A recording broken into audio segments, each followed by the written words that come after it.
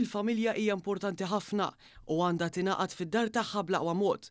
Dan sostnieh il-Ministru għall-Akkomodazzjoni Soċjali u Artijiet Owen Bonnici f'kumment ma' One News fi sfond li bħalissa 117 il-familja qed jibbenefikaw mill-iskema Sensibility illi qed titħaddem mill-Awtorità tad-Djar. Dan tħabbar fil-Parlament ftit tal-jiem ilu wara mistoqsija mid-deputat Romilda Zarb. Din l-iskema ban soċjali hija ntiża li tipprovdi għajnuna finanzjarja sa massimu ta' 6,000 euro sabiex tgħin familji illi inkludu persuni fuq l-ispettru tal-awtiżmu b'ADHD jew Down syndrome. Permezz ta' din l-għajnuna dawn il-familji jistgħu jagħmlu installazzjonijiet speċjalizzati u joħolqu sensory rooms fid-djar tagħhom stess. Ġi spjegat li din l-iskema hija miftuħa għal familji kollha f'pajjiżna u ma tapplikax biss għall-akkomodazzjoni tal-Gvern.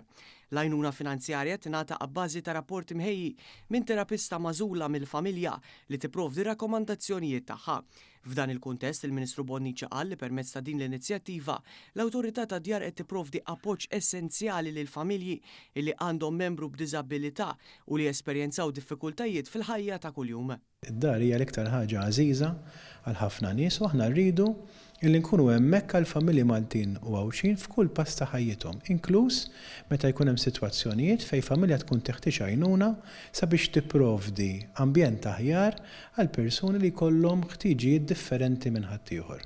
U allura meta naraw skema bħal din fejn irdoppja l-uptake tagħha, dan huwa kollu sinjal ta' fiduċja fl-operat tal-Housing Authority u anka tina aktar enerġija biex inkomplu naħdmu sabiex iktar nies igawdu minn skemi bħal dawn.